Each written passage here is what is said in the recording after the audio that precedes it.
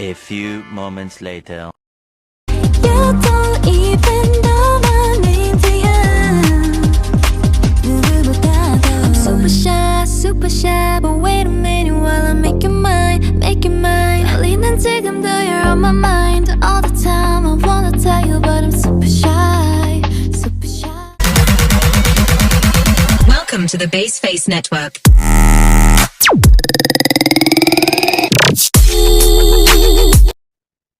Assalamualaikum warahmatullahi wabarakatuh. Kami dari kelompok 1 akan mempresentasikan hasil tugas kami, yaitu teori perkembangan dan tugas perkembangan.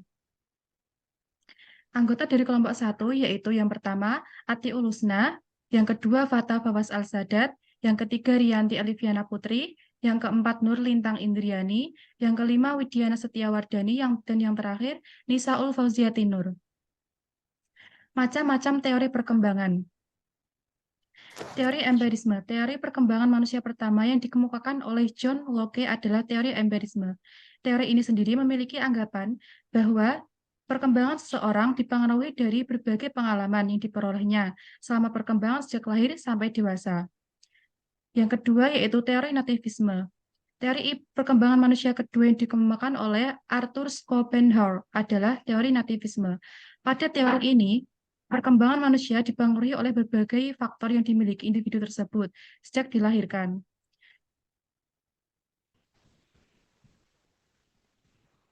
Yang ketiga yaitu teori naturalisme. Teori naturalisme ini memiliki anggapan bahwa alamlah yang menjadi faktor penting dalam pendidikan seorang anak, yang membuat anak tersebut bukanlah hasil bentukan dari pendidikan yang didapatkan di sekolah formal, melainkan alam. Teori konvergensi, yaitu mengatakan bahwa setiap individu memiliki bakat, akan tetapi agar dapat berkembang, bakat tersebut harus berada atau menemukan lingkungan yang sesuai dengan individu tersebut.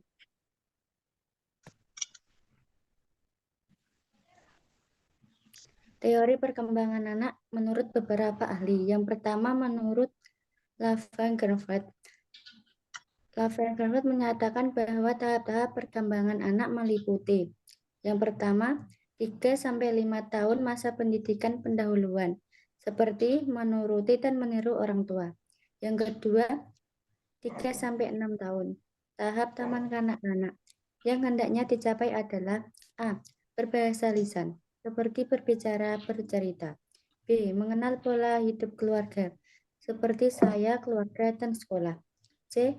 Menguasai keterampilan untuk kebutuhan sehari-hari, seperti mandi, menggosok gigi, berganti pakaian, makan, dan lain-lain. D. Mengenali diri, keinginannya dan kehendaknya, mulai berhayal, atau tidak dapat membedakan hayalan dan kenyataan.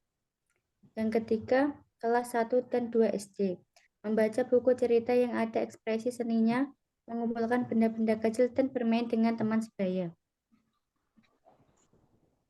Yang kedua, teori perkembangan psikoleksual menurut Sigmund Freud dibagi menjadi 5. Yang pertama, oral stage, mulai umur 0 bulan sampai 1 tahun. Tahapan perkembangan area oromotor, otot daerah sekitar mulut, pipi, rahang, dan pencernaan yang berpengaruh pada perkembangan lainnya. Yang kedua, anal stage, mulai umur 1-3 tahun. Periode perkembangan manusia yang terjadi pada usia sekitar 1-3 tahun. Yang ketiga, basal stage, mulai usia 3-6 tahun. Pada fase ini, anak menaruh perhatian kepada alat kelaminnya dan mulai mengerti perbedaan antara laki-laki dan perempuan. Yang keempat, latency stage, mulai umur 6 sampai pubertas.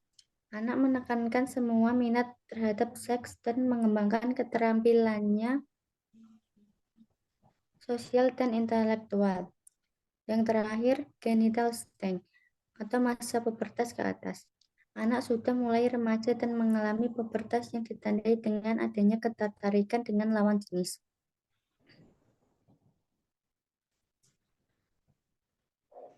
Kemudian teori perkembangan kognitif Jean Piaget.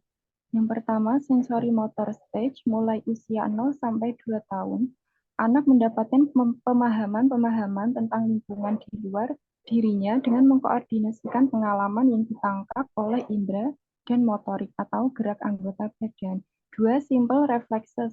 Sejak lahir sampai usia 1 bulan. Anak mengkoordinasi sensasi dan aksi masih dengan perilaku yang sifatnya refleks. 3. First habits and primary circular reaction. Usia 1 sampai 4 bulan. Anak mengkoordinasi sensasi dari 2 tipe skema, yaitu kebiasaan dan mampu memberikan reaksi berulang. Yang keempat, secondary circular reaction, mulai usia 4 sampai 8 bulan. Anak lebih berorientasi pada objek, ia akan mengulang tindakan yang menarik. Yang kelima, coordination of secondary circular reaction, usia 8 sampai 12 bulan. Anak mampu mengkoordinasikan penglihatan dengan sentuhan. Kemudian yang keenam, tertiary circular reaction, novelty and curiosity, usia 12 sampai 18 bulan. Anak menggunakan berbagai objek untuk bereksperimen. 7. Internalization of STEMs, usia 18 sampai 24 bulan. Anak mengembangkan kemampuan untuk menggunakan simbol primitif dan membentuk representasi mental. 8. Pre-operational stage, usia 2 sampai 7 tahun. Anak mulai mempresentasikan dunia dengan kata-kata dan gambar. Ia mampu menunjukkan objek dengan kecil. Nomor 9, operational stage, mulai usia 7 sampai 11 tahun. Anak mulai mampu berpikir logis dengan mengelompokkan objek yang sesuai. Kemudian yang terakhir adalah 10, formal operational stage, mulai usia 12 tahun ke atas.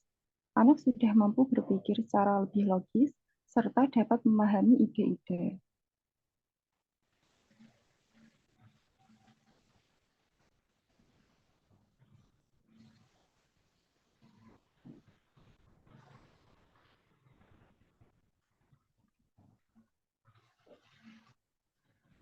Tugas perkembangan anak usia di usia sekolah dasar.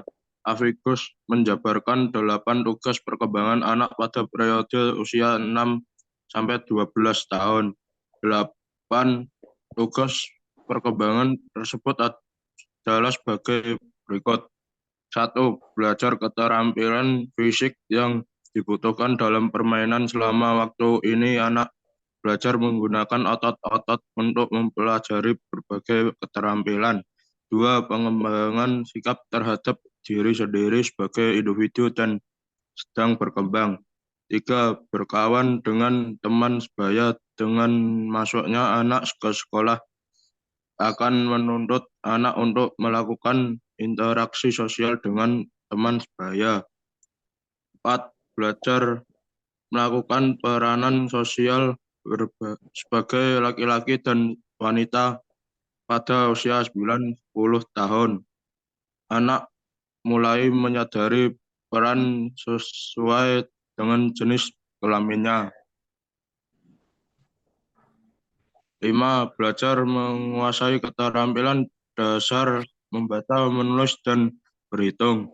6. Pengembangan konsep yang dibutuhkan dalam kehidupan anak. Pada masa ini, anak hendaknya mempunyai berbagai konsep yang diperlukan dalam kehidupan sehari-hari. 7. Pengembangan moral, nilai dari kata hati. 8. Mengembang sikap terhadap kelompok dan lembaga sosial. Tingkat kematangan fisik dan mental pada setiap individu terjadi pada waktu yang berbeda-beda. Ada yang cepat dan ada yang lambat. Setiap individu akan mengalami fase-fase perkembangan dalam hidupnya. Dalam menjalani hidupnya, individu akan berusaha untuk melakukan tugas perkembangan yang sesuai dengan fase perkembangannya agar mereka mendapatkan kebahagiaan bagi kehidupan bermasyarakat. Setiap tahap atau fase pertumbuhan dan perkembangan memiliki tugas perkembangannya sendiri. Tugas perkembangan pada usia kanak-kanak dimulai dari usia 2 sampai dengan 13 tahun. Usia kanak-kanak dibagi menjadi 2 periode, yaitu usia prasekolah dan usia sekolah. Usia prasekolah disebut dengan kanak-kanak awal area childhood dan usia sekolah disebut dengan kanak-kanak akhir late childhood. Faktor-faktor yang mempengaruhi tugas perkembangan anak di usia sekolah dasar dibagi menjadi 7. Yang pertama, keturunan. Gen mempengaruhi sebagian besar karakteristik fisik si kecil, mulai dari tinggi badan, postur tubuh, berat badan, warna mata, tekstur rambut, hingga kecerdasan dan bakat anak. Semua sangat dipengaruhi oleh faktor keturunan. Yang kedua, lingkungan. Beberapa faktor lingkungan yang mempengaruhi tumbuh kembang anak usia dini meliputi kondisi geografis atau tempat tinggal, serta lingkungan sosial atau hubungan dengan keluarga dan teman. Yang ketiga, jenis kelamin. Jenis kelamin juga merupakan faktor yang mempengaruhi pertumbuhan dan perkembangan anak di usia dini.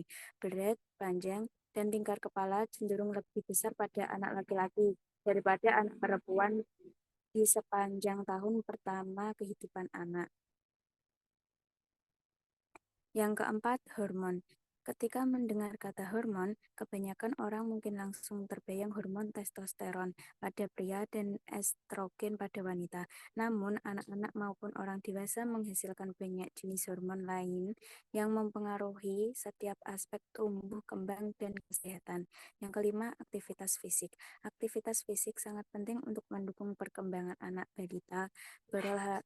Berolahraga sambil bermain, misalnya, menjadi salah satu faktor yang mempengaruhi tumbuh kembang anak karena bisa membantu tubuhnya mendapatkan kekuatan otot dan massa tulang.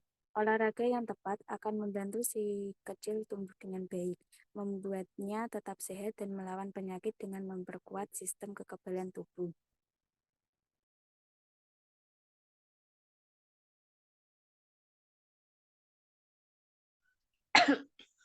Lanjutan faktor-faktor yang mempengaruhi tugas perkembangan anak di usia sekolah dasar. Yang keenam adalah sosial dan ekonomi. Faktor sosial ekonomi sedikit banyak mempengaruhi tumbuh kembang anak di usia dini. Alasan terpenting di balik ini adalah kesempatan dan akses yang lebih banyak untuk mendapatkan asupan nutrisi yang lebih baik.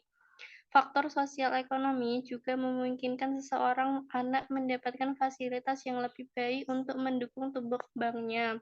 Misalkan saja dengan jam makan yang teratur, sama waktu tidur, kebersihan makanan, hingga akses ke pelayanan kesehatan, hingga kesempatan berolahraga dan aktivitas lainnya. Yang ketujuh adalah nutrisi. Pertumbuhan pun berhubungan langsung dengan nutrisi. Tubuh anak-anak membutuhkan energi yang cukup untuk bisa bertumbuh normal dan kebutuhan-kebutuhan ini bervariasi menurut fase perkembangannya. Sebaliknya, kekurangan gizi akan memperlambat proses pertumbuhan anak.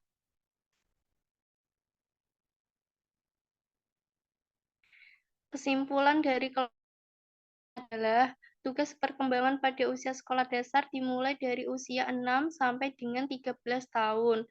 Anak pada usia sekolah dasar diharapkan sudah mampu menguasai keterampilan dasar seperti membaca, menulis, dan berhitung, serta diharapkan sudah mampu melaksanakan tugas perkembangan anak usia sekolah dasar yang dikemukakan oleh beberapa ahli yaitu Langeveld, Sigmund Freud, Jean Piaget.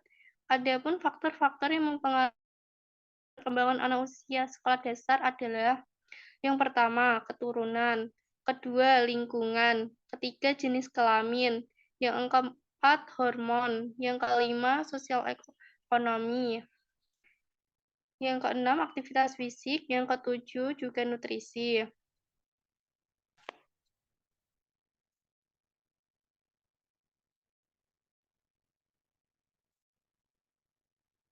Sekian presentasi dari kelompok kami. Apabila ada salah kata, mohon dimaafkan. Wassalamualaikum warahmatullahi wabarakatuh.